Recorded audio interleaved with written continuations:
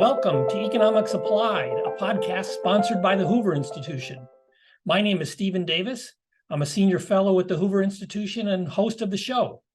Today, we are fortunate to have Suhani Jalota, a PhD candidate in health policy and economics at Stanford University, a recent graduate of Stanford Business School, and founder of the Myna Mahila Foundation. Suhani, it's really great to have you here. Thank you so much for having me, Steve. It's really an honor. Likewise, we're privileged to have you. Before we dive into your research, could you just tell us a bit about the Myna Mahila Foundation, because it's related, and maybe also just tell us a bit more about yourself. Let the audience know who you are.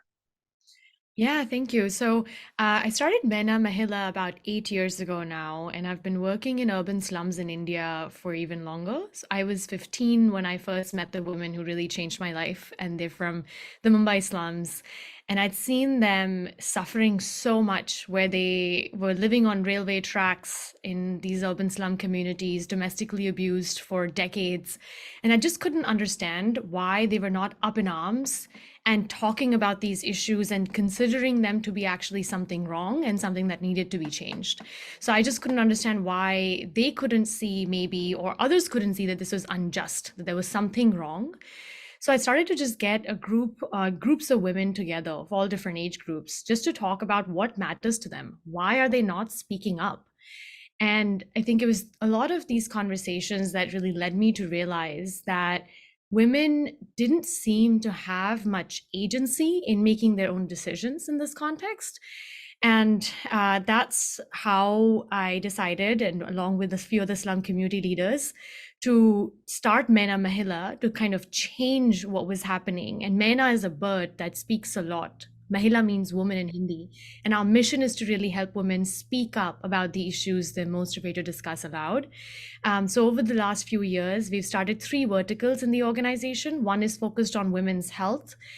Second is on women's employment, and third is on women's research, and trying to do research around these issues of health and employment, to ultimately with the mission to increase women's agency. And in the last few years, our team has grown to about 75 people, reaching about 1.5 million women at the doorstep, all across urban slum communities in India. And over the years, while we focused a lot on women's health and taboos and stigma around their bodies, we've realized that the biggest contributor to agency, and our hypothesis is likely that it's earned income. But we've not known over the last few years, really, how can we solve these problems for such women at scale? We're talking about more than 300 million women in India not being a part of the workforce who need work. And this is where the employ vertical really came in, is that how can we start thinking about scalable ways of providing employment to women in a way that was more dignified, that met their needs? And really, what are their needs in the first place? Do we even understand them? Do we understand women's determinants of labor supply very much? And so that's over the last few years, our focus has really now turned a lot more, although we keep doing the health work, also to this employment side, given that a lot of the recent survey data in India has actually found that more than 75% of unemployed women don't even leave their homes once a day. So it's these women that Myna Mahila Foundation is really targeting to build things from worker perspective first, from women.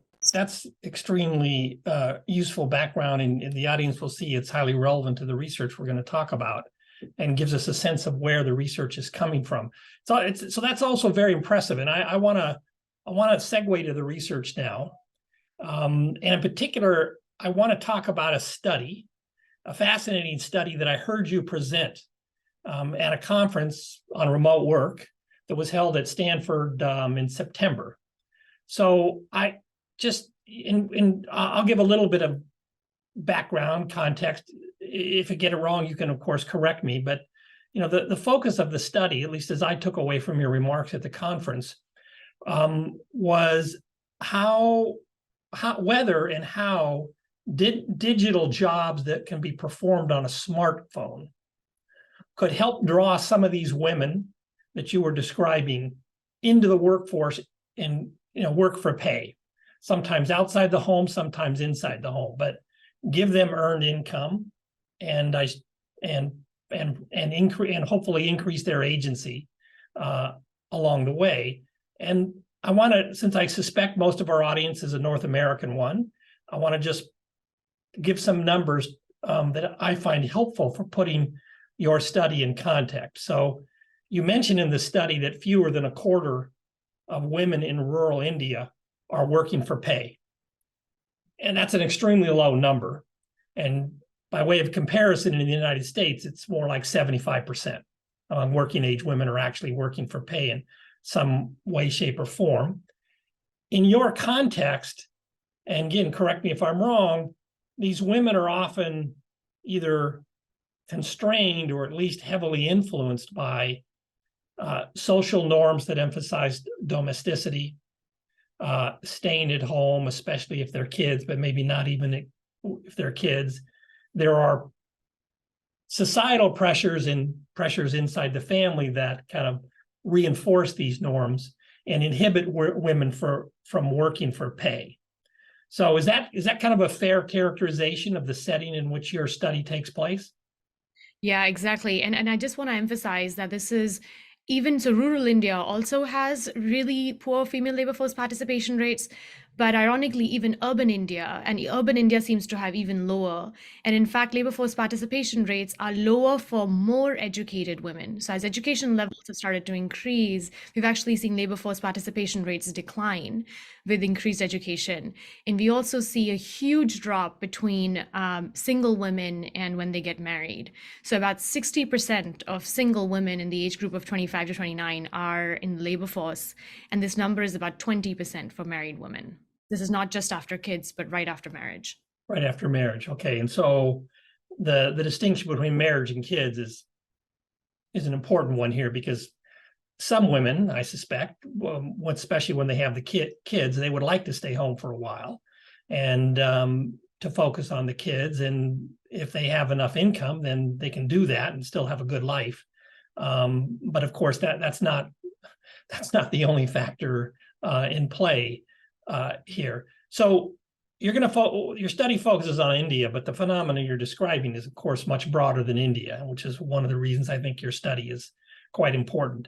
So tell us first, before you actually get into the research design, there's an idea that you had about how you might potentially draw these women into the labor force who potentially wanted to work, but were faced with these family pressures and social norms that were inhibiting their ability to work. So what's the idea? Yeah, so I had seen, so over the last decade or so, we've seen digital gig work and microtasking type of work actually grow. And although we've seen that a lot more other types of groups that are non-traditional are able to enter the labor force and have been working, we've seen a lot of this actually tends to be substitution, and people are just shifting from one job to now a more flexible job location or more flexible jobs, and not really having new entries of new unexpected and really willing to work groups to enter. So in this context, we are looking at women that have had the opportunity, if they wanted, to go online and try to find work on Amazon Mechanical Turk, for instance, or other companies like Upwork. But there are many barriers that make this kind of work very inaccessible to them.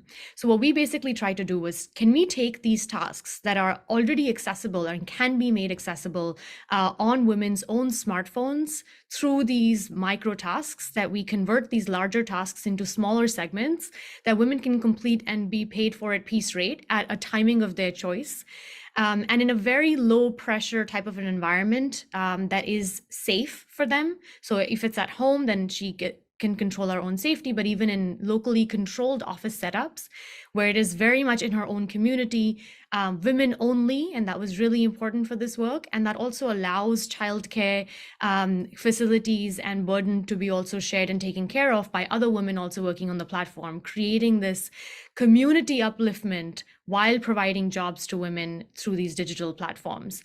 And we've seen that as the need for AI models need to be more diverse and need to mitigate a lot of gender bias, this algorithmic gender bias and ethical AI considerations are hoping and wanting to get more such non-traditional people into the workforce, into actually labeling such sorts of data, but are not able to attract this population precisely because it's still not accessible to them. So Okay. taking this and Can making I it just, you covered a lot of ground. I want to reiterate in somewhat different language a few things you said, make sure I've got it right. First, starting with the last point you made, the point about the AI is for people who aren't, fully informed about how AI often works. It's often trained by humans, and then the training, the classification that the humans does is then used to build large-scale models that can be applied more broadly. Okay, so that's the kind of input that these women are creating, correct? Right, exactly. So it's both, it's creating the training data sets for the AI models and verifying the output from the AI models as well. Okay. Yes, of course. Okay. So that means these women have to be literate if they're basically reading things. And okay, so that's just an important point. But then the description of the job you gave, there's several these jobs are flexible, you described in several ways. And I think it's worth highlighting that. They are flexible as to where they're done, either in these local centers where women feel safe or at home. They're flexible as to when you do the work. So there's flexibility in that dimension. They're also flexible whether you're doing them at home or in these local facilities, and that they can be done at the same time as you're looking after kids. Yep. Okay. So, and they're also flexible in a fourth sense, which is they can be done in small little chunks. Right. Okay. And I imagine a woman can do 1 hour a day or 4 hours a day or something like that on this platform. So I just wanted to emphasize that this is flexibility along several different attributes of the job, and that all those various forms of flexibility probably are important to different degrees for different women in helping potentially draw them into the workforce. Is that the right way to think about it? Yes, absolutely. And so we've tried to minimize as much as we can what we would consider the practical barriers to work. So things like fixed schedules or fixed payments, or the not having childcare facilities, having to travel a long distance to go to work. So we've tried to reduce a lot of those barriers and provide a job almost as if it is at home, except that it's right outside home. Right. They should be able to have similar flexibility. So that's the idea. Okay. And the idea is plausible. But what's very nice about your work is you've got this on the ground apparatus of the foundation and the partners you work with. You've got a sensible idea, but then rather than just, as we would typically do things, at least in the US government, just say, hey, this sounds good, let's spend a bunch of money and throw it at it. You're going to say, well, let's evaluate this systematically to assess whether it works as we expected, how big the effects are, where they show up, where they don't show up. That's the research part of this. And that's where you really need a lot of careful thought about the experimental design, the research design, whichever you want to call it, and also the data collection and evaluation part. So we have the basic idea now. Now describe the research design so that we can actually learn something. We're not only helping these women, we want to learn what works and what doesn't work so we can potentially scale this up. So tell us about the research design. Yeah, so we run 2 randomized controlled trials where with about 3,200 married households in the Mumbai slum communities. And we've randomly assigned these women, these married women, into either working from home or working from these local offices. And we specially designed these offices, about 35 of these, and women were assigned to one of them that was close to them in their own community.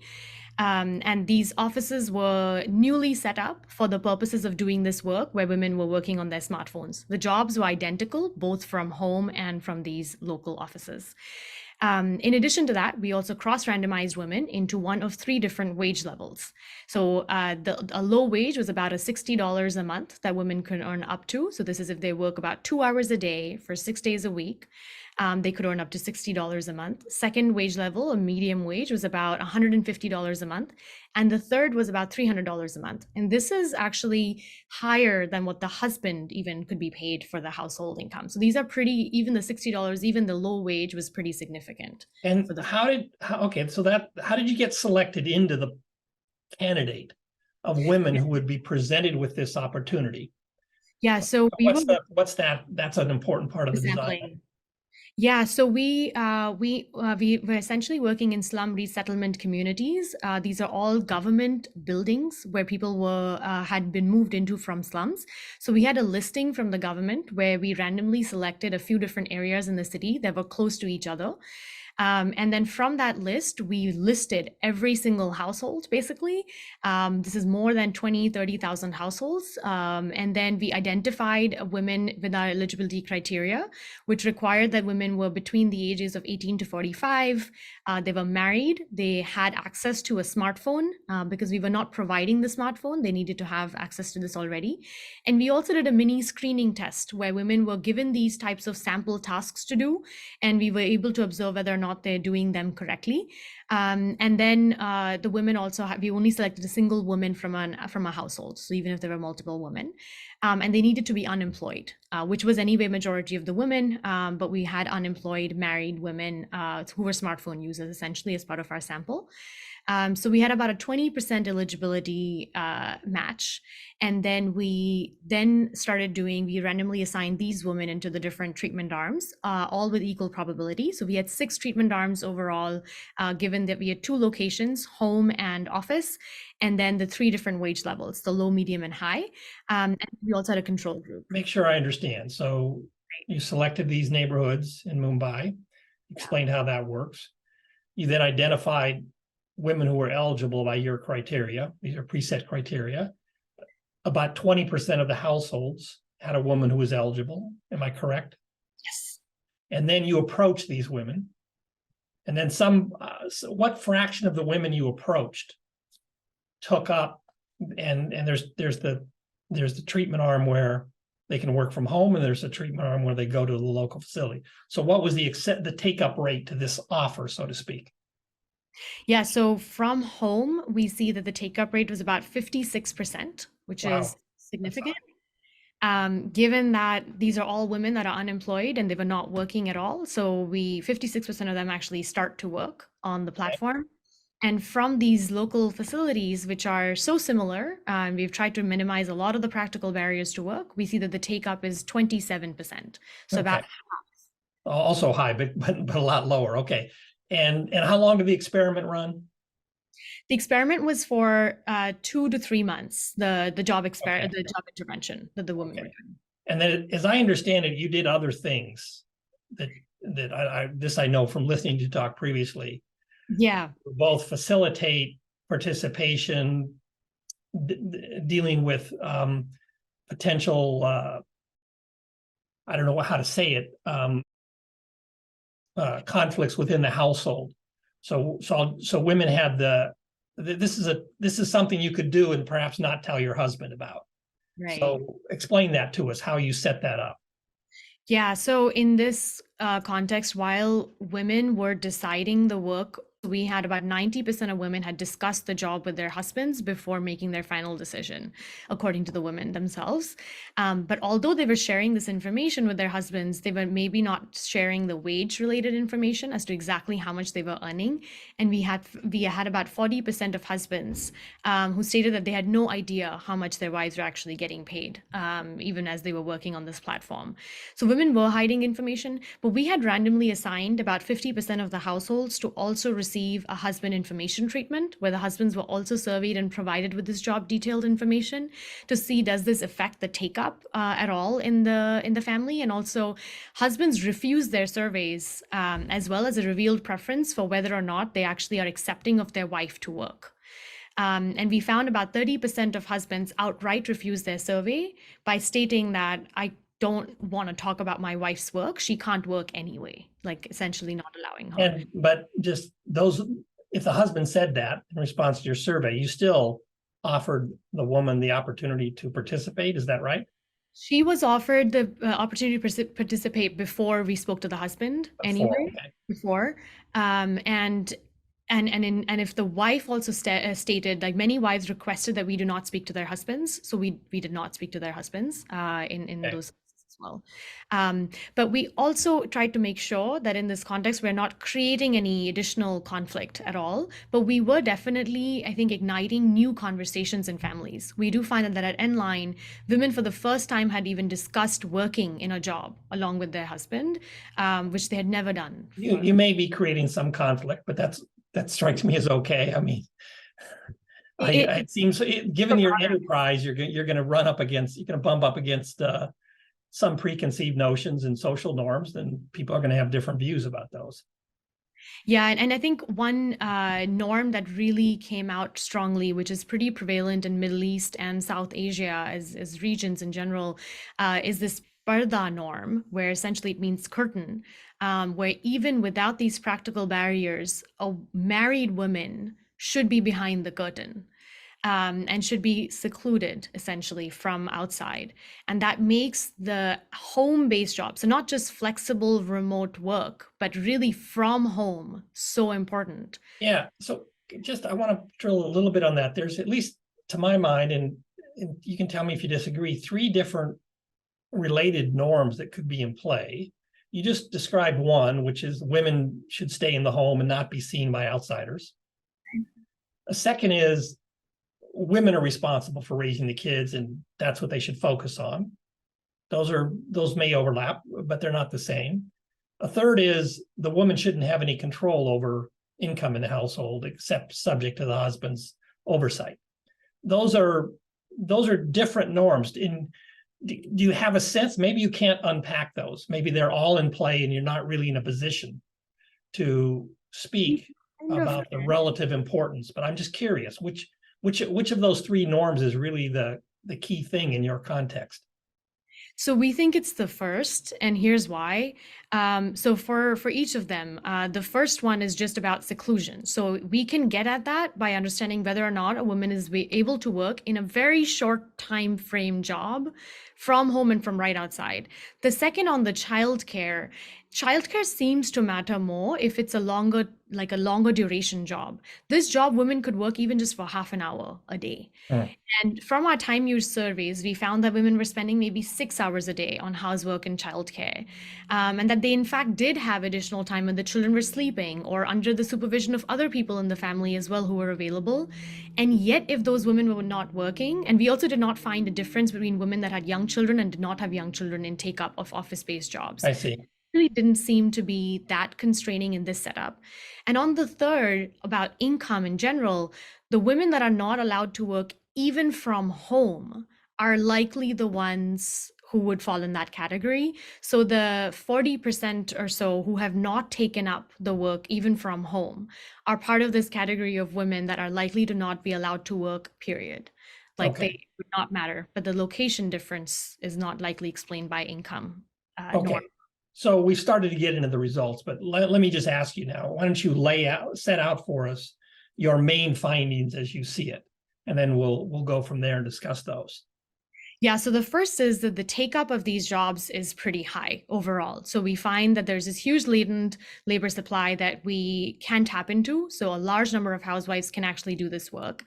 Second is that there's a much higher take up, more than double the take up from home. And this is persistent throughout the entire duration of the job. So the difference between home and office take up continues to be about the same, even up until the end.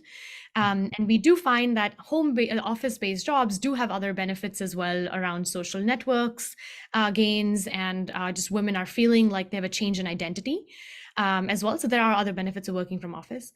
The third is that we find that wages don't really seem to affect take up of this job at all from home or from these office setups.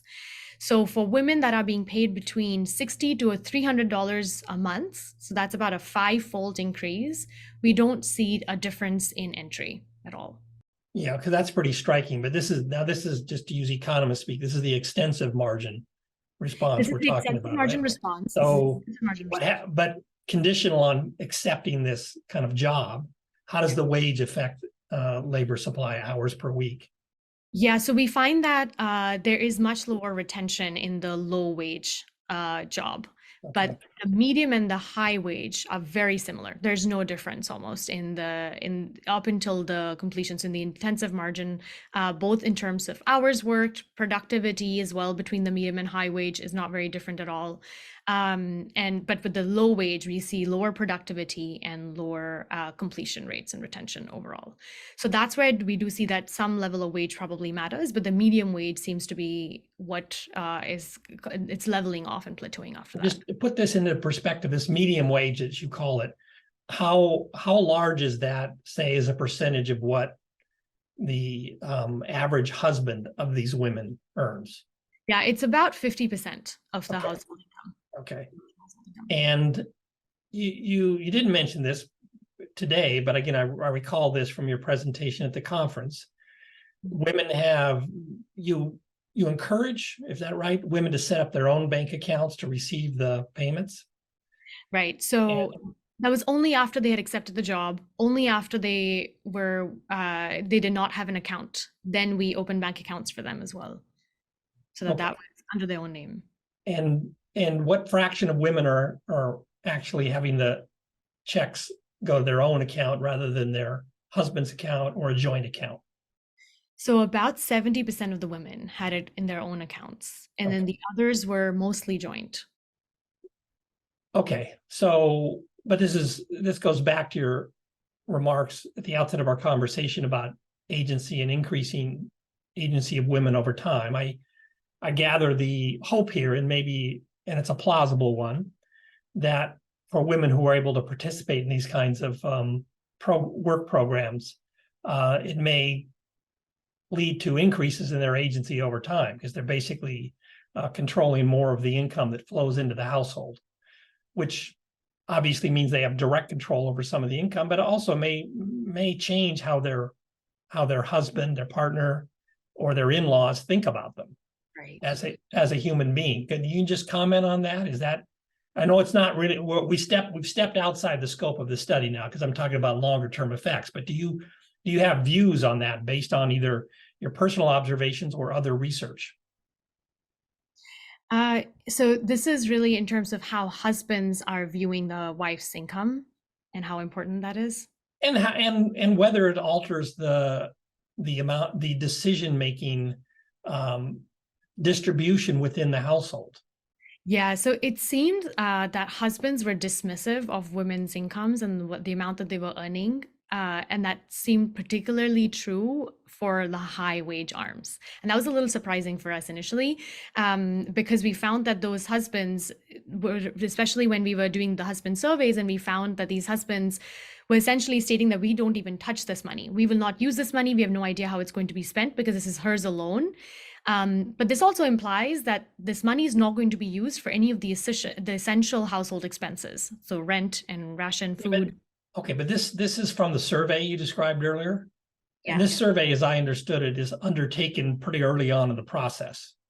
And I'm trying to get a sense of whether over time, I could imagine, for example, that the wife uses the money to help send one of the kids to a better school, or get some tutoring on the side. And the husband may be initially dismissive, right? But I'm being hopeful here. Over time, he says, look, there's value into what my wife has brought into the household in the way of income. And I think about her and respect her in a different way over time as a consequence of this.